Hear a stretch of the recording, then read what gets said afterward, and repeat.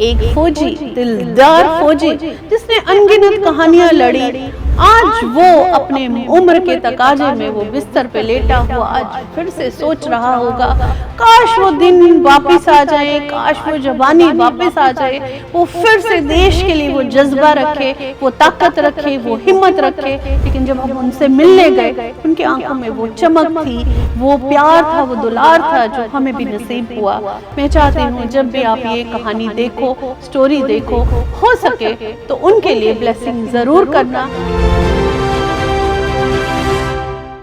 ये एक फौजी है, ये एक वीर सिपाही है, देश पे मर मिटने वाला ये एक हिंदुस्तानी है। ऐसे ही अनगिनत कहानियाँ लेके हम आपके सामने पहुँचे थे और उनमें से एक बहुत ही अद्भुत कहानी है कैप्टन मोहन सिंह जी की, जिनको बिना बताए आज हम फिर से उनके घर आ पहुँचे हैं। उनकी ब्लेसिंग हमारे लिए बहुत ज़रूरी और बहुत मायने रखती है, क्योंकि हम चाहते हैं कि आज जो बच्चे नशे को अडॉप्ट कर चुके हैं, जब वो इनकी गाथाएं सुनेंगे, इनकी वीर कहानियां सुनेंगे, तब उनको याद आएगा कि उन्होंने अपने कितनी कीमती जिंदगियों के वो पल खो दिए। आज हम इनसे आशीर्वाद प्राप्त करेंगे और आज इनकी पूरी फैमिली को आपको दिखाएंगे, ढेर सारी बातें करेंगे और इनको हम बोलेंगे कि हमें आशीर्वाद दीजिए, ताकि जब इनकी वो स्टोरी आज की जनरेशन सुने तो उनको पता चले ये एक दलेर इंसान था, ये एक बहादुर सिपाही था, ये वो बच्चा था जिसने 14 साल की उम्र में फौज को ज्वाइन किया। तो अभी आगे हम बताएंगे। और अंकल जी सत श्री अकाल, तुसी सानू आशीर्वाद दियो ताकि असी तुहानू लोगां तक तुहाडी कहानियां जड़ियां सी ना, बहादुरी दे किस्से, असी और लोगां तक सुनाने दी कोशिश करांगे। कैप्टन मोहन सिंह जी की तबीयत ठीक नहीं है और आज ये इस अवस्था में है, इसीलिए हम इनको ज़्यादा तंग नहीं कर रहे हैं और बाहर निकलते ही इनकी फैमिली से वो कहानियाँ किस्से सुनेंगे और आप तक सुनाने की कोशिश करेंगे। एक फ़ौजी कभी भी वृद्ध नहीं होता, उसके जज्बात, उसका जज्बा जो होता है वो आज भी ज़िंदा रहता है, चाहे वो वृद्ध अवस्था में रहे या जवानी के दिनों की। आज हम 71 की बात करते हैं और यहाँ पहुँचकर मुझे एक फ़ोटो दिखी जिसमें कैप्टन मोहन सिंह जी इंदिरा गांधी जी से हाथ मिला रहे हैं। इंदिरा गांधी जी से हाथ मिलाना कोई छोटी मोटी बात तो नहीं थी, लेकिन उनके अंदर जो जज्बा पैदा था, उस दफ़े जो जोश था, वो उस दौरान की ये फ़ोटो हमें दर्शा रही है कि और आंख से आंख मिलाकर जो वो बात कर रहे थे इंदिरा गांधी जी से, तो वो ये कहना चाहते थे कि मैं फ़ौजी हूँ, मैं इस देश का सिपाही हूँ और मेरे अंदर वो जज्बा है जो शायद ही आम किसी इंसान में कभी नहीं हो सकता। फ़ौजी देश संभालता है और नारी जो है वो घर संभालती है। वैसे ही आज जब हम इनके घर पहुँचे, कैप्टन मोहन सिंह जी के घर पे, तो उनकी एक प्यारी सी स्माइल लिए हुए धर्मपत्नी गुरबचन कौर जी आप देख रहे हो हमारे सामने बैठी हैं और बहुत ही प्यार से मुस्कुराते हुए मेरी तरफ देख रही थी। जिस औरत ने इतने बड़े अपने परिवार को संभाल के रखा, गुणों से भरा हुआ ये परिवार, जब हम इन सबकी फैमिली के साथ मिले तो वो नज़ारा मुझे तब का याद आ गया जब मैं भी बचपन में छोटी हुआ करती थी और मेरे माँ बाप भी, हज़ारों लोग आते थे घरों पे, हज़ारों रिश्तेदार आते थे और वो माँ मेरी उन सारे रिश्तेदारों को एक फूलों की टोकरी की तरह सजो के रखती थी। तो आंटी पहले तो सत श्री अकाल। सत श्री अकाल। एक तो सानू तुसी ब्लैसिंग दिओगे क्योंकि अज जिहड़ी असी कैप्टन मोहन सिंह जी दे बारे च असी लोगों नू दसना चाहते हैं, उन्हां दे किस्से कहानियां जिहड़े न वो अज दी जनरेशन जिसले सुनेगी तो उन्हां नू भी कुछ करन दा जज्बा पैदा होएगा। ते तुसी सब तो पहले दसो कि एक फौजी दी वाइफ होने दा तुहानू कितना गर्व है? वो एक बहुत बहादुर आदमी से और फौज में भी इतनी तो नहीं रही, बाहर ही रहे हम घर के बहुत है, इसलिए हम ਤੁਸੀਂ ਘਰ ਸੰਭਾਲਦੇ ਸੀ, ਘਰ ਹੀ ਸੰਭਾਲਦੇ ਸੀ ਤੇ ਉਹ ਦੇਸ਼ ਸੰਭਾਲਦੇ ਸੀ। ਤੇ ਜਿਲੇ ਤੁਸੀਂ ਘਰ ਸੰਭਾਲਦੇ ਸੀ ਤੇ ਤੁਸੀਂ ਆਪਣੇ ਬੱਚਿਆਂ ਦੀ ਮੈਂ ਸੁਣਿਆ ਕਿ ਬੜੇ ਪਿਆਰ ਨਾਲ ਪਰਵਰਿਸ਼ ਕੀਤੀ ਹੈ। वो तो है उसले बच्चे ਤੁਹਾਨੂੰ हाँ, ਕੈਪਟਨ ਸਾਹਿਬ ਦੀ ਯਾਦ ਨਹੀਂ ਸੀ ਆਂਦੀ ਕਿ ਉਹ ਦੇਸ਼ ਸੰਭਾਲਦੇ ਸੰਭਾਲਦੇ ਆਪਣੇ ਘਰ ਦੀ ਜ਼ਿੰਮੇਵਾਰੀਆਂ ਤੁਹਾਨੂੰ ਸੌਂਪ ਕੇ ਚਲੇ ਗਏ ਸੀ। वो तो महसूस होता था। फिर इनके भी जिम्मेवारी थी ना, जब वही वही हमारी जिम्मेवारी थी, हमें करने थे। कितनी खूबसूरत बात कही आंटी ने कि उनकी जिम्मेदारी थी देश संभालना, तो वहीं इनकी जिम्मेदारी थी घर संभालना। तो मुझे ये चीज़ बताओ, अभी कैप्टन साहब ने जो अभी हम उनसे अंदर मिल के आए, आप इतनी सेवा उनकी कर रहे हो, तो उनको बुरा लगता होगा इस दफ़े कि वो बेड पे लेटे हुए हैं, अभी भी उनका मन करता होगा कि वो उठे और अगर उनका बस चले तो आज भी वो देश के लिए कुछ करने का जज्बा ज़रूर रखते वो तो होंगे। है। एक फौजी की नारी। बहुत है उनको, करते थे और क्या करें, कोई कोई मजबूरी ऐसा किस्सा सुनाओ मुझे आज उनके बारे में। के बारे में। ये जब श्रीनगर में थे तो पहले इनके पहले लेफ्टिनेंट बने, लेफ्टिनेंट के बाद कैप्टन बने। बस उस वक्त वहाँ पर कोई फ़ोन नहीं थे, कोई कुछ नहीं था, गाँव में हम रहते थे। तो जब इनको इधर श्रीनगर से घर आ रहे थे तो उन्होंने अफसर उन्होंने बोला कि जाओ आप बाहर जाओ। बाहर जाए तो हाईजैक हो गया, तो उधर कराची चले गए। तो हमें यहाँ पर पता ही नहीं चला, तो वहाँ पर हमें पता लगा कि कैप्टन कोई है, वो हाईजैक उधर उनको ले गए पाकिस्तान। हमें तो खबर ही नहीं थी। अच्छा, आपको पता ही नहीं था? हमें को पता ही नहीं था क्योंकि फ़ोन नहीं थे, कुछ नहीं थे। फिर बाद ही जब हमको पता लगा था फिर हम क्या करते, फिर ये आगे फिर इधर आए जब तो इतने फिर हमारे गांव में इतनी खुशी मनाई उन्होंने, बड़ी दुनिया आई थे तो सब इतने खुश हुए कि पहले गांव में प्यार ही बड़ा था। आप ही करते कोई प्यार भी हो नहीं, प्यार बड़ा था। सब आए फिर बड़ी खुशी मनाई उन्होंने कि कैप्टन साहब वापस आ गए अपने तो देश। बाद फिर बस लड़ाई चले गए। लड़ाई में बाद में जख्मी हुए तो बस 1.5 साल रहे दिल्ली, बस हॉस्पिटल में रहे। वो तो ये बेटी जड़ी है ये छोटी थी, 6 महीने की, 2 साल की थी। तो फिर उधर दिल्ली हम गए, फिर उधर पता किया। फिर बाद में घर में आए तो उन्हें इंदिरा गांधी ने पूछा, इंदिरा गांधी वहाँ पर उनके पता करने गई। उस पर कैमरे नहीं थे, नहीं फ़ोटो खींचते। तो फिर जब वो आए, जम्मू कश्मीर का एक होनहार फौजी जिसको मिलने के लिए प्राइम मिनिस्टर आ रही हैं, तो सोचो कितने गर्व की बात है। जब ये कहानी किससे जब लोग सुनेंगे, बच्चे सुनेंगे, तो उनको फील होगा कि वो दिन भी थे और आज का दिन भी है। आंटी के मुंह से अभी बड़ी सारी बातें हम आपको बताएंगे, बहुत सारे किस्से होंगे आंटी आपके पास अंकल जी के लिए, कैप्टन मोहन सिंह जी के बारे में। मुझे एक चीज़ बताओ कि जो गांव में आप रहते थे पहले, आरएसपुरा, तो वहाँ का माहौल और आज के सिटी का माहौल में बहुत अंतर होगा? वो तो है। आज भी रिश्तेदार आपके आते हैं आपसे मिलने के लिए? आते हैं जाते हैं। हमें आपस में प्यार बड़ा था वहाँ गाँव में भी। पहले तो प्यार बहुत था ना लोग। अब जो भी रिश्तेदार आते थे वो खाली हाथ नहीं लौटने देती थी। इनको पता चलना चाहिए कि कोई बीमार है।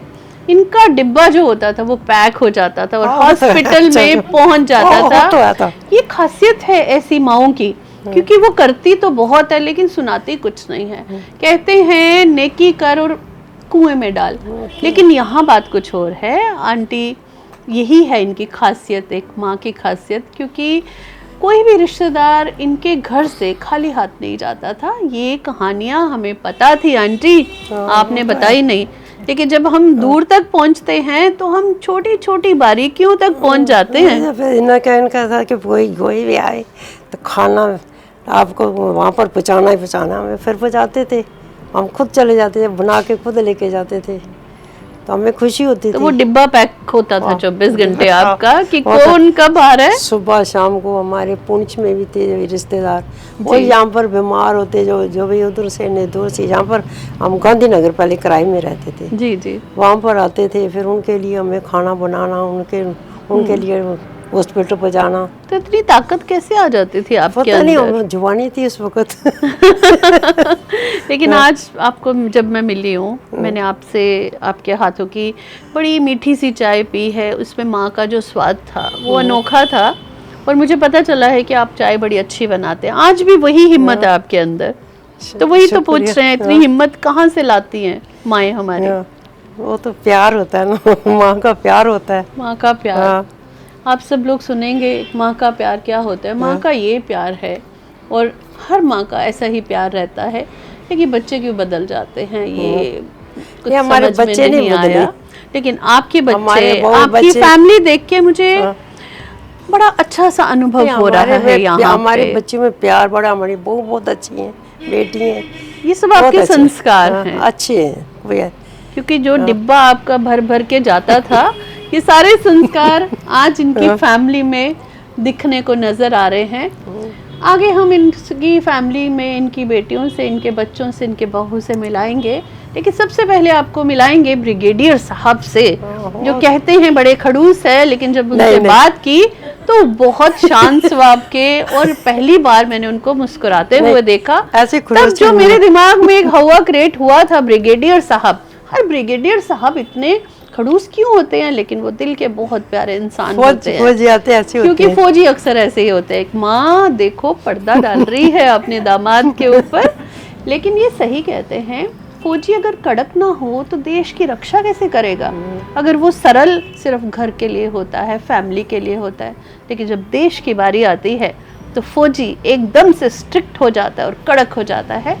तो आइए ले चलते हैं ब्रिगेडियर हरचरण जी के पास, और उनसे कैप्टन मोहन सिंह जी के बारे में अनगिनत किस्से जो वही जानते हैं, आप तक भी हम पहुंचाने की कोशिश करते हैं। सर, एक फौजी ही दूसरे फौजी की कहानियां जो हैं वो अच्छी तरह से सुना सकता है। ब्रिगेडियर हरचरण सिंह जी कैप्टन मोहन सिंह जी के दामाद। और सर एक चीज़ बताइए, 12-14 साल की उम्र में कैप्टन मोहन सिंह जी ने वॉइस कंपनी, जो उस टाइम बच्चा कंपनी के नाम से जानी जाती थी, इतने छोटे बच्चों को उस टाइम फ़ौज में भर्ती किया जाता था, जो मैंने भी शायद आज पहली बार इसका किस्सा सुना है। अगर आप इसके बारे में सुनाएंगे तो आप, मुझे लगता है कि ज़्यादा से ज़्यादा लोग इसके बारे में जान पाएंगे। जय हिंद जी।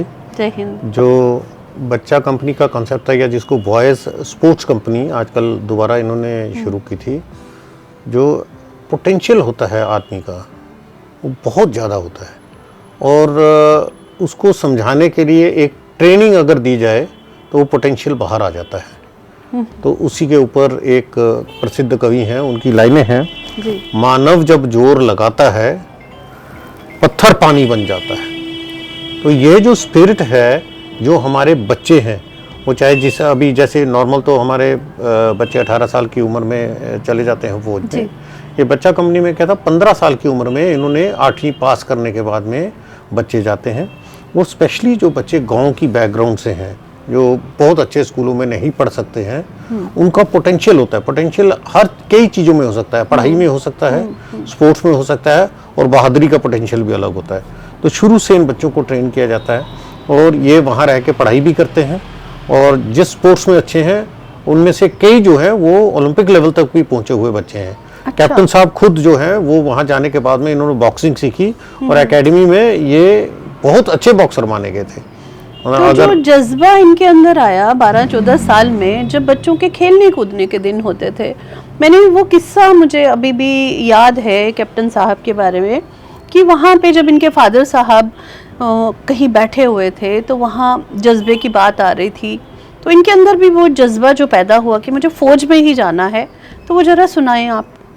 ये मेरी एक बार उनसे, क्योंकि मैं उनके पास बैठ के और इनसे काफ़ी चीज़ें पूछता रहता था जी। बहुत अच्छा लगता है। जब मेरे पिताजी जीवित थे तो मैं उनसे अपने गांव के बारे में और कैप्टन साहब से इनके बारे में कि शुरू से कैसे इस प्रकार से जाके इन्होंने, क्योंकि मेरे ख्याल से हमारी पूरी फैमिली में ये पहले व्यक्ति हैं जिन्होंने अफसर रैंक को अटेन किया है जी। तो इन्होंने बताया, एक बार गुरुद्वारे में बैठे ये बातचीत कर रहे थे, और हमारे पिताजी उस समय थोड़ा एज में इनसे बड़े थे, तो वो उस समय फौज में थे। तो एक औरत अपने बच्चे को लेके आई कि ये बच्चा जो है बहुत शरारती है। तो उस समय मेरे पिताजी ने कहा कि बहन जी, इस बच्चे को आप फौज में भर्ती करा दो। अच्छा। इसका जितना पोटेंशियल है वो बिल्कुल सही डायरेक्शन में जाएगा। अभी शरारतें करता है, फौज में जाएगा तो देश सेवा में अपनी एनर्जी लगाएगा। तो उस समय क्योंकि ये वैसे भी रिफ्यूजी बैकग्राउंड से हैं कैप्टन साहब, तो उनके दिमाग में ये बात घर कर गई। कुछ चीजें होती हैं जो दिमाग में या दिल में एकदम से अंदर घुस जाती हैं, कि बच्चे को जो सिखाया जाता है, जो इनके दिमाग में आया कि मैं भी फौज में जाऊंगा, अपने देश का नाम सेवा करूंगा, परिवार का नाम पैदा करूंगा, इसको और आगे बढ़ाऊंगा। अच्छा। तो ये इन्होंने कहा कि इस तरह से मुझे शौक हुआ कि मेरे फौज में जाना है। तो वो इस वजह 12 से 14 साल की उम्र उस में समय फौज में जब चले। इन्होंने एक्चुअली ट्राई किया, 8वीं पास कर ली, तो इनकी उम्र थी तकरीबन 15 साल। अच्छा। तो ये रिक्रूटमेंट के लिए खुद ही घर में बगैर बताए हुए रिक्रूटमेंट के लिए चले गए और काफी इनको वहां भी स्ट्रगल करना पड़ा। और इनमें एक चीज थी, ये जिस चीज के पीछे पड़ जाते थे वो उसमें जिद पे आ जाता है, मैंने यही करना है। और वहां पे भी इनको नीचे के लेवल से लोग भगा रहे थे कि नहीं नहीं आप बहुत छोटे हो, आप नहीं हो सकते। ये अफसर के सामने चले गए और उन्होंने कहा नहीं, इसके सर्टिफिकेट और एज ठीक है। और इस प्रकार से ये जो हमारी, जिसको हम बच्चा फौज बोलते हैं, ये या जिद स्पोर्ट्स जो कंपनी, थी उसमें गए। कैप्टन मोहन सिंह जी की, ये रंग लाई और 14 साल का बच्चा अपनी जिद में अड़ा रहा कि मुझे फौजी बनना है, देश के लिए कुछ करना है। वो जो जज्बा होता है बचपन में, वो कूट कूट के उनके अंदर भरा पड़ा था।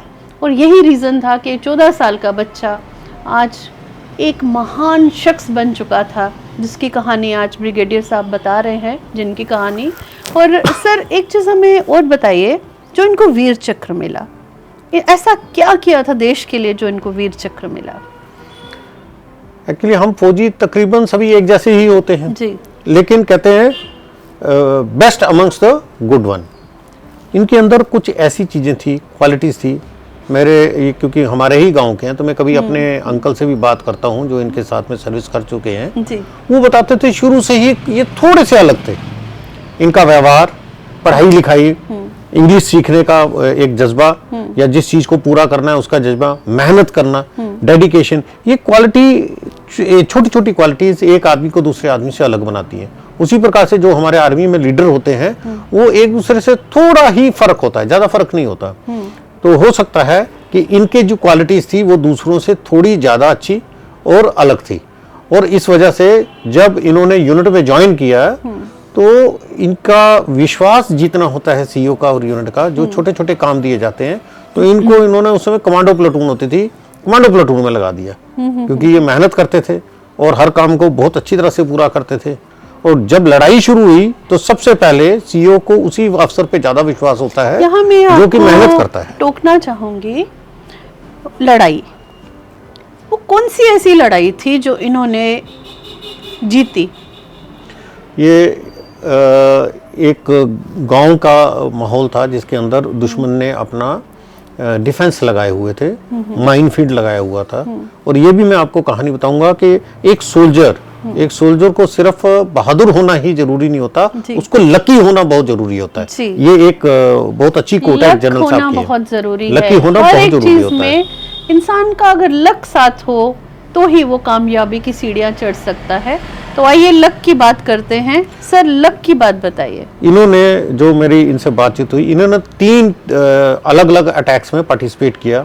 उसके अलावा दुश्मन की टो लेने के लिए अलग से जाना पड़ता है छोटी छोटी टुकड़ियों में, ये काम भी उन्होंने किया। बीच में माइनफील्ड था और जब जा रहे थे माइनफील्ड के थ्रू अटैक करने के लिए, इन्होंने एक अलग अप्रोच ली। दुश्मन आपको सोचता कि माइनफील्ड में से नहीं आएंगे, तो ये जब माइनफील्ड आ गया इन्होंने क्या किया, सबसे आगे हो गए। देखिए ये भी लीडरशिप की क्वालिटी होती है, रिस्क लेना। सबसे आगे हो गए और लड़कों को बोला कि मेरे जो पाँव के निशान हैं उसके ऊपर आप होते हुए आ गया ये। तो उन्होंने वो क्रॉस किया, तकरीबन 500-600 मीटर से लेके 700 मीटर का माइनफील्ड होता है, उसके अंदर से गए। फिर उसके बाद ज्यों ही वहां इन्होंने, जब दुश्मन ने देखा कि ये तो ऐसी जगह से आए जहां से उनको पता ही नहीं था, विश्वास ही नहीं था, वो सब भाग गए, मोर्चा छोड़ के भाग गए। अच्छा। उसके बाद इनका जवान बोलता है, क्योंकि फिर बाकियों को लाना था जिसको एफएचएल बोलते हैं हम, तो एक जवान वॉलंटियर करके गया, थोड़ी ही दूर माइनफील्ड में वापस गया, उड़ गया वो माइन से। अच्छा। तो कैप्टन साहब फिर वापस आए उसी माइनफील्ड में से। इनको भी रास्ता पता नहीं था, लेकिन किस्मत की बात है, पाँव के स्टेप्स आप आगे आए और लोगों को बोला कि मेरे जो 2-3 आदमी साथ में ले जाने थे, क्योंकि उनको अपनी पार्टी को लाना था। फिर वापस जाके उस पार्टी को लेके एफएचएल को फिर वापस आई, यानी इसका मतलब 3 बार माइनफील्ड के अंदर से निकले और सही सलामत भगवान की दुआ से। इसलिए मैं कह रहा हूँ बहादुर होना जरूरी और उसके साथ में लकी होना भी जरूरी है। सर आपके यहाँ पे एक मुझे ये नजर आ रहा है, इसके ये असम का कुछ है चिन्ह शायद।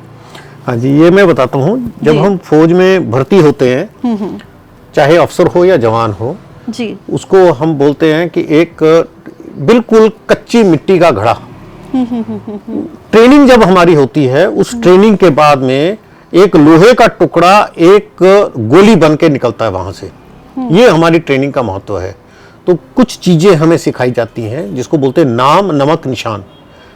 यानी ये ताकत नहीं है आदमी की, ताकत यहाँ होती है दिमाग में, और उसके लिए कुछ चीजें वैल्यूज होती हैं जो इनकलकेट की जाती है। एक नाम, नाम का मतलब लड़ाई से पीछे नहीं आना, लोग क्या कहेंगे, मेरी फैमिली क्या कहेगी।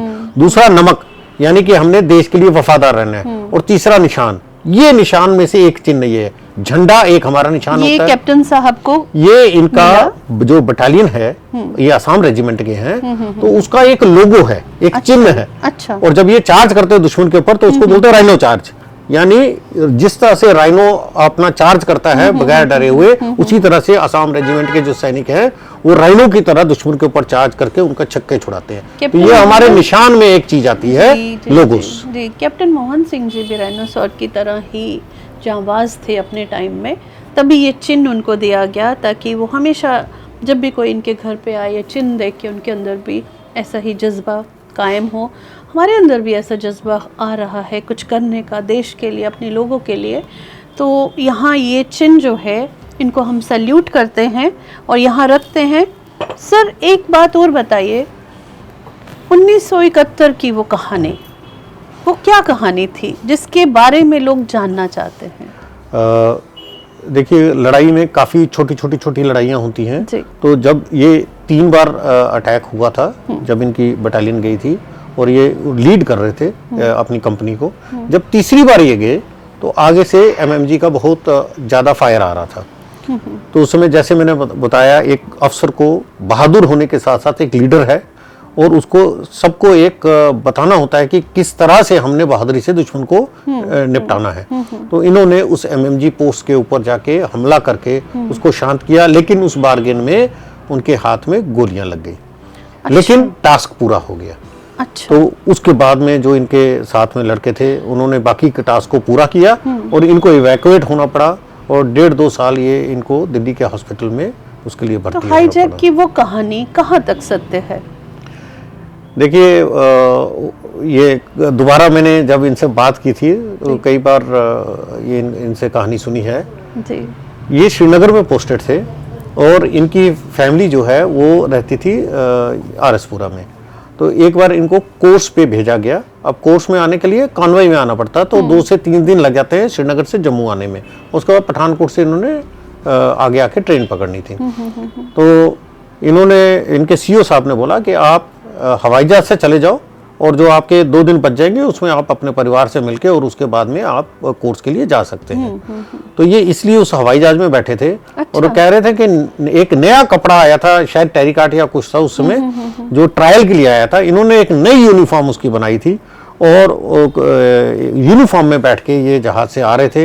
वो जहाज हाईजैक हो गया। ये बात सत्य है कि ये खुद ही जहाज को उड़ा के पाकिस्तान ले गए थे? नहीं, वो तो नहीं है। वो तो जो हाईजैकर थे, क्योंकि जो बहादुर होते हैं उनकी कहानियां जो होती हैं उसमें लोग काफी कुछ जोड़ देते हैं, क्योंकि उनके कारनामे इस तरह के जो भी इन्होंने किया है वो तो आप, जैसे मैं आपको बताऊं, माइनफील्ड 3 बार क्रॉस किया और हर जगह आगे रहे हमेशा। तो इस तरह की कहानियां आना स्वाभाविक है। जिस तरह से जनरल जोरावर सिंह के बारे में कितनी कहानियां अलग अलग बनती हैं, लेकिन बात यही है कि इनमें कुछ चीज खास थी, कुछ चीज अलग थी जो दूसरों में नहीं थी। कुछ चीज खास थी, वही खास बात उनको आज इस मुकाम पे लाके खड़ा किया है, जिनके बारे में आज बच्चा बच्चा जानना चाहता है। कैप्टन मोहन सिंह जी की वो कहानियाँ, वो हाईजैक के किस्से जो ब्रिगेडियर हरचरण जी ने हमें सुनाए। आगे मिलते हैं, और भी फैमिली के बहुत सारे मेंबर्स हैं, बेटियों से बात करते हैं। कहते हैं बेटियां बाप की लाडली होती है, और वही लाडली बेटियां आज बताएंगी वो किस्से कि उनको पापा से वो क्या हासिल हुआ। वो डिसिप्लिन में रहना पसंद करते थे, वही डिसिप्लिन सिखाया उन्होंने अपनी बेटियों को, जो आगे दूसरों के घर पे जाकर आज अपना नाम रोशन कर रही हैं, वो मुकाम हासिल कर रही हैं, जिससे पूरा घर उन पे गर्व करता है। नाते पोतियों से भरा पूरा परिवार कैप्टन मोहन सिंह जी का, पूरी फैमिली आज हमने बिठा के रखी है यहाँ पे, ये दिखाने के लिए कि जब भरा पूरा परिवार, खुशनुमा परिवार हमारे सामने बैठा होता है और कैप्टन साहब की अनगिनत कहानियाँ, किस्से जब बच्चे सुनाते हैं तो सीना हमारा गर्व से फूल जाता है। सबसे बेटी परमवीर परम आपका नाम जो है परमजीत, लेकिन मैंने बुलाया परमवीर क्योंकि उनको वीर चक्र मिला। और आप सबसे लाडली बच्ची हो या घर पे बाकी जो, मुझे लगा है कि ये लाडली हो सकती है, ये लाडली हो सकती है, ये लाडला बच्चा हो सकता है या वो लाडला बच्चा, लेकिन माँ बाप के लिए तो सभी लाडले होते हैं। कुछ बच्चों की जो अटखेलियाँ होती है बचपन की, वो उन्हें ज़्यादा लाडला बना देते हैं और बहुत नज़दीक ले आते हैं माँ बाप के। लेकिन बच्चों को हमेशा शिकायत रहती है कि जो बड़ा बच्चा होता है या सबसे छोटा बच्चा है वही क्यों लाडला होता है, हालांकि माँ बाप ने जो है एक जैसी परवरिश करी होती है बच्चों की। इन्हीं से सुनते हैं वो कहानियाँ कैप्टन मोहन सिंह जी की। परम, एक चीज़ बताओ, तुम घर पे सबसे बड़ी थी, परमजीत तुम्हारा जो नाम रखा था डैडी ने, उसके पीछे भी कोई कहानी है? डैडी जब 1971 वॉर में जीत के आए थे परम वीर चक्र, तब हम दोनों सिस्टर्स ही थी। अच्छा। तो फिर उन्होंने मेरा नाम परमजीत फर्स्ट विक्ट्री, मैं पूछती थी डैडी मेरा नाम का मतलब क्या, वो कहते थे फर्स्ट एवर विक्ट्री, तो उन्होंने मेरा नाम परमजीत रखा। और फिर आगे चल के जब उनको पेट्रोल पंप मिला इंदिरा गांधी से, तो उन्होंने पेट्रोल पंप का नाम भी मेरे नाम से ही परमजीत रखा, कि मतलब लकी थी तुम। पहला बच्चा हमेशा लकी होता है माँ बाप का। ये हमेशा क्यों ऐसा बोला जाता है? क्योंकि छोटे बच्चे को भी नाराज़गी रहती है कि पहले बच्चे को लाड मिलता है, इसको कम मिला। तो गुरविंदर, एक चीज़ बताओ, मैंने सुना है कि सर कैप्टन मोहन सिंह जी डिसिप्लिन में रहते थे हमेशा, और वो किस्सा जरा सुनाओ, जब वो टेबल पे बैठते थे आपको क्या बोलते थे उस टाइम? मतलब हमारे डैडी के साथ तो हमेशा ये रहा है कि एक डिसिप्लिन जो है वो उनकी प्रायोरिटी रहती थी। मतलब घर में अगर वो जब आते थे तो बच्चों को एक बिल्कुल साफ़ सफाई, मतलब हमारे बाल ठीक रहने चाहिए, मतलब टोटली हम एक अच्छे साफ़ सुथरे बच्चे रहने चाहिए। और बड़ी बात ये होती थी कि मॉर्निंग में जब हम उठते थे तो हमें सुबह मतलब 5-6 बजे अब उठा के हमें एक्सरसाइज करने के लिए वो डेली स्किपिंग रोप कर से आप स्किपिंग करो, छोटी एक्सरसाइज करो, वो ज़रूर करवाते थे। उन दिनों में टीवी में भी एक एक्सरसाइज का प्रोग्राम चलता था, तो वो हमें बैठा के वो भी कहते थे देखो। इसके बाद ज़्यादा उनका ये एक होता था कि हमें कि हमारी फ्लुएंसी अच्छी हो, हमारी इंग्लिश जैसे स्पीकिंग अच्छी हो, उसके लिए उस टाइम पे न्यूज़ चैनल पे जब इंग्लिश न्यूज़ आती थी वो हमें वो कहते थे सुनने के लिए। तो डाइनिंग टेबल पे जब हम बैठते थे तो मैं और परम का, हमारे दोनों में से एक दिन इसकी टर्न और एक दिन मेरी टर्न होती थी, तो वो न्यूज़पेपर में जो आर्टिकल होता था वो हमें कहते थे इसको पढ़ के पूरा प्रॉपर वोकैबुलरी के साथ। तो वो डर भी था पापा का, डर भी था, और आपको याद रखनी पड़ती थी वो चीज़ें। तो उसे कॉन्फिडेंस जो हमारा बिल्ड करते थे वो, तो उसके साथ हमारे साथ कन्वर्सेशंस वो उस तरह की। ये कॉन्फिडेंस ही तो है जो आज बच्चे आराम से बैठे हैं और कॉन्फिडेंटली बात कर रहे हैं, वरना बच्चे कैमरा के आगे जब भी आते हैं तो बड़ा शाई फील करते हैं। तो एक बच्चा हमारे सामने कैप्टन मोहन सिंह जी का थोड़ा शाई फील कर रहा है, लेकिन एक पेज हाथ में लिए हैं। तो आप जरा मुझे बताइए इस पेज में वो स्पेशल क्या है जो आप कब से हाथ में लेके घूम रहे हैं? मैं कुछ बातें ऐसी शेयर करना चाहता था। इनफैक्ट फादर जो थे हमारे वेरी डिसिप्लिन्ड, गॉड फेयरिंग। जब भी हमने देखा उन्होंने हमेशा जो है एक नियम और कानून की बात की। तो आप छोटे बच्चे हैं कैप्टन मोहन सिंह जी के या बड़े बच्चे हैं? मैं छोटा हूँ, सबसे छोटा। मैं छोटा हूँ, सबसे छोटे बेटे 4th नंबर पे हूँ। 4th नंबर पे। तो ये sister। जो आप बड़ी देर से कागज हाथ में लिए हुए हैं, इसमें कोई खास बात आपने अपने पिताश्री के लिए लिखी है या क्या है ये? मैं कुछ चीज़ें, मैं चाहता था कि कुछ चीज़ें ऐसी है जो मैं भूल ना जाऊँ ताकि मैं वो कन्वे कर सकूँ। क्योंकि हमने फादर साहब को जो देखा वो शुरू से ही was very very disciplined ji. मैं कह सकता हूँ ही वॉज अ ट्रू सन। मतलब कि हमने उनको अपने माँ बाप की सेवा करते देखा। अ ट्रू फादर, मतलब कि हमने जो गाइडेंस उनसे ली, a man of very high integrity, honesty, और हमेशा उन्होंने एक सही कानून वाली बात की कि जो चीज़ गलत है वो गलत है, जो सही है वो सही है। A true husband, a true brother, पूरी फैमिली को उन्होंने सपोर्ट किया, खड़ा किया। तो एक गॉड फेयरिंग पर्सनैलिटी हैं वो।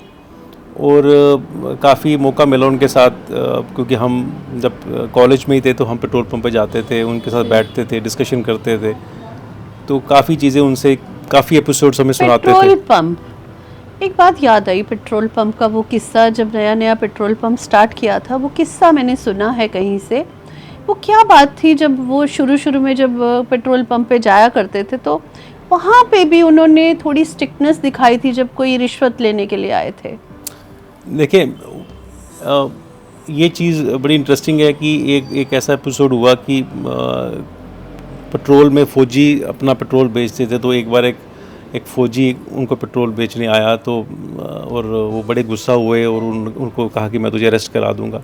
तो मैं एक बार उनसे इसी बात पे डिस्कशन कर रहा था कि मैंने फादर को कहा कि आपके बाद काफ़ी लोगों ने पेट्रोल पंप खोले और they are in a very posh colonies, big vehicles. तो उनकी बात मुझे आज भी माइंड में क्लिक करती है। वो कहते हैं खाने हमने एक रोटी है, और जो ये लोग ऐसा चीज़ें करते हैं वो रात को सो नहीं पाते होंगे, मैं चैन की नींद सोता हूँ।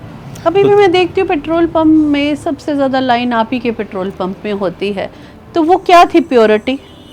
एक तो उनका जो हर कस्टमर को पर्सनली अटेंड करना जी, इंश्योर करना क्वालिटी और क्वांटिटी, और एक भगवान पे जो उनका अटूट विश्वास जी। इस पे मैं एक बड़ी इंटरेस्टिंग आपको स्टोरी सुनाऊंगा कि जब हमारा पेट्रोल पंप एशिया के ऑपोजिट था, तो ड्यूरिंग ये जब फ्लाईओवर बना तो गवर्नमेंट ने डिसाइड किया कि हम पेट्रोल पंप टेक ओवर कर लेंगे। तो काफ़ी डिस्टर्ब थे उस टाइम। तो मैंने एक दिन पापा को कहा कि जो principal secretary to chief minister, he is a very good friend of yours, तो आप इनसे बात क्यों नहीं करते? तो मुझे आज भी याद है, मुझे कहने लगे ये कौन है मुझे देने वाला? कहते जब मैं यहाँ पहुँचा देने वाला वो था। क्या बात? And then he told me कि अगर तेरे पास टाइम है तो हमें क्या हम कल या परसों अमृतसर जा सकते हैं? मैंने कहा हम जाएंगे। ड्राइव खुद ही करते थे। So we went to Amritsar, और आप बिलीव करेंगे हम, और गाड़ी बहुत तेज़ चलाते थे। वहाँ पहुँचे, हमने मत्था टेका, मैं, मदर थी और ये थे। तो मत्था टेकने के बाद कहते हमने वापस जाना है, मेरा मिशन अकम्प्लिश हो गया। तो दैट वे आई थॉट कि अब ये बहुत डिस्टर्ब हो गए हैं क्योंकि पेट्रोल पंप जाने के कगार पे है। जी। तो मैंने कहा नहीं आज हम रुकेंगे। उन्होंने कहा नहीं, आज इस मिशन के लिए आए थे, हो गया, हम वापस जाएंगे।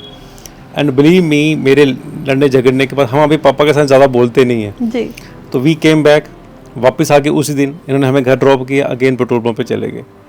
और ये मेरे देखते देखने की बात है कि इनका देखो इतना विश्वास है कि हार्डली एक हफ्ते के बाद उसी प्रिंसिपल सेक्रेटरी ने इनको फ़ोन किया, उनको बुलाया अपने ऑफिस में, खुद ही? जी, खुद बुलाया। और मैं हैरान हूँ कि मैं देख रहा हूँ कि ये सपना है क्या है। एंड बुलाया और उनको कहता है कैप्टन साहब हमें आपका पेट्रोल पंप लेना पड़ेगा। ही सेड कि मैं नेशन के लिए कुछ भी करने को तैयार हूँ, कोई नेशन ने मुझे दिया है, तो लेकिन मुझे एक अल्टरनेट साइट दे दीजिए। उन्होंने कहा जी हमें तो कुछ नज़र नहीं आ रहा। तो ही देन सेड कि अच्छा आप यहाँ बिठाया तो उठा के सामने बिठा दो। उन्होंने कहा सामने तो कॉलेज है, हम कॉलेज जगह नहीं ले सकते। देन ही टोल्ड कि सर साथ में SRTC यार्ड अगर वहाँ पे मिल जाए। एंड बिलीव मी, वो कहने लगा ये मेरे बात दिमाग में आई क्यों नहीं पहले। उसी वक्त उसने डायरेक्टर SRTC को फ़ोन किया और कहा कि हम 2 करोड़ रुपये प्रीमियम पे करेगी गवर्नमेंट, ये जगह आज से हमारी हुई। एंड विद इन 1 मंथ हमारा पेट्रोल पंप तैयार हुआ। अगेन मुझे साथ लेके हम अमृतसर गए, मत्था टेका।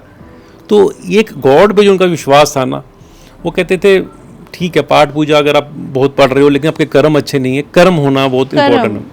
बात करते हैं कर्म की, और उनके अंदर जो अटूट विश्वास था, वो गोल्डन टेम्पल जाना और वाहिगुरु जी को माथा टेकना, ये वही विश्वास था कि अपने आप उनके काम जो है वो संभव होते चले गए। मेरे साथ बैठी है उनकी सबसे छोटी लाडली बेटी, जो इस फैमिली में शायद सबको ये गिला रहता है कि पापा इससे बड़ा प्यार करते थे। तो पापा का वो किस्सा हमें बताओ सोनिया, जो इन सबको अखरता है कि वो तुमसे ज़्यादा प्यार करते हैं। एक्चुअली जब मैं हुई तो डैडी कहते सिर्फ एक जब बड़ा बेटा हुआ तब मिठाई बांटी, और जब मैं हुई तो मुझे जब बड़े होने पे डैडी सुनाते थे, कहते I wrote down in my diary a princess came to my house. तो वो कहते कि तेरा आना तो मुझे था कि किसी ने कहा था कि बेटी होगी, and I was so happy and blessed कि आप आए। तो वैसे तो मेरी sisters as consider to me they were quite pretty.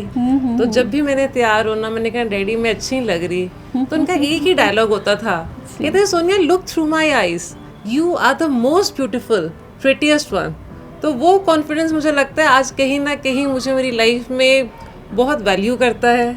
मतलब आई एम कॉन्फिडेंट इनफ कि मैं हर एक चीज़ को फेस करती हूँ। कभी ऐसा नहीं लगा कि I am not among the best, I feel I am the best. Captain Mohan Singh ji, जिनके बारे में अनगिनत कहानियाँ किस्से उनकी फैमिली से हम सुन रहे हैं, एक चीज़ सीखने को हमें भी मिलती है कि उनके अंदर डेडिकेशन थी, उनके अंदर ट्रस्ट था।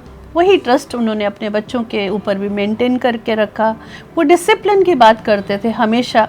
एक फ़ौजी हमेशा डिसिप्लिन में रहेगा तो ही वो देश जो है प्रगति की राह पकड़ेगा। साथ में बैठे हैं उनके बड़े बेटे और इनसे बात करते हैं कि आज ये इस मुकाम पे पहुँचे हैं तो सारी आपकी फादर साहब की ब्लेसिंग्स है, आपकी खुद की मेहनत है। आप क्या करते हैं सर? एक्चुअली मैं ही अब पेट्रोल पंप में ही देखता हूँ। आप जाते हो? तो मैंने अक्सर देखा है जब कैप्टन मोहन सिंह जी वहाँ पे खड़े रहते थे तो वो जो गाड़ियाँ थी बड़ी डिसिप्लिन में रखते थे, राइट? हाँ जी। अब उनकी जगह आप वहाँ खड़े रहते हैं तो क्या आज भी वो डिसिप्लिन मेंटेन रहता है वहाँ पे? कोशिश करते हैं कि हम पूरा नहीं कर सकते पर कोशिश करते हैं कि उनकी तरह हम करने की कोशिश करें जी। पर एक मैं चीज़ कहना चाहूँगा, कई लोग आते हैं उनके बारे में पूछते हैं, अभी भी आते हैं जी। कहीं कहीं बुजुर्ग लोग आते हैं श्रीनगर से, वहाँ से वो कैप्टन साहब कहाँ हैं, हमने मिलना चाहते हैं उनको, तो चलो बताते हैं कि वो ठीक नहीं है, फिर बड़े तरह दुखी मन से जाते हैं। तो उनका एक लोगों में प्यार था जो लोग उनको अभी भी याद करते हैं। अभी भी कोई आते हैं, लेडीज़ आती हैं पूछती हैं कहाँ वीर जी किधर हैं। बड़ा अच्छा लगता है कि उन्होंने एक चीज़ कमाई है, ये उन्हीं की कमाई है। मैं आपको बताना चाहूँगी अक्सर हम अपनी गाड़ी के पेट्रोल उसी पेट्रोल पंप पे लेके भरवाया करते थे और एक सरदार जी को देखा करते थे, जज्बा उनके अंदर। हमेशा मैं लोगों से पूछती थी कि ये सरदार जी कौन है, तो वो कहते थे ये कैप्टन मोहन सिंह जी हैं। तब हमें भी उनके बारे में इतना पता नहीं था। आहिस्ता आहिस्ता हमने अंकल जी को वहाँ नहीं देखा तो क्यूरियोसिटी हो रही थी कि एक दफ़े जाने तो सही, जो दिलदार वाला जो इंसान था, वो शेर पुत्र इंसान वहाँ खड़ा रहता था, वो कहाँ गया। जब वहाँ पे नहीं मिले तो एक उत्सुकता जागी और फिर जब हमने उनके बारे में जानकारी हासिल की तो सीना हमारा और सर हमारा गर्व से ऊंचा हो गया कि ये वही वीर योद्धा है जिसने अनगिनत लड़ाइयाँ लड़ी इस देश के लिए। आज हम महफूज रहते हैं, अपने घरों में बैठे रहते हैं, सुकून की ज़िंदगी जी रहे हैं। आज हमारे बच्चे सर उठा के जी रहे हैं, आसमान को छू रहे हैं। किसकी बदौलत? वो ऐसे इंसान हैं जिनके पीछे उनका सिर के ऊपर उनका हाथ है। सरहद पे वो फौजी लड़ रहा है, अक्सर देखा गया, लेकिन आज हम अपने घरों में सुकून से बैठे हैं। क्या आपको याद है उनकी कुर्बानियों के बारे में? क्या आपको याद है उनकी देशभक्ति के बारे में? क्या आप सुनना पसंद करेंगे? ज़रूर आपको सुनाना चाहेंगे जब आप ये वीडियो देखेंगे। इनकी फैमिली के वो किस्से, कैप्टन मोहन सिंह जी के बारे में जो हमने आप तक उनके बारे में बताया। एक फौजी, दिलदार फौजी जिसने अनगिनत कहानियाँ लड़ी। आज वो अपने उम्र के तकाजे में वो बिस्तर पे लेटा हुआ आज फिर से सोच रहा होगा, काश वो दिन वापस आ जाए, काश वो जवानी वापस आ जाए, वो फिर से देश के लिए वो जज्बा रखे, वो ताकत रखे, वो हिम्मत रखे। लेकिन जब हम उनसे मिलने गए, उनकी आंखों में वो चमक थी, वो प्यार था, वो दुलार था जो हमें भी नसीब हुआ।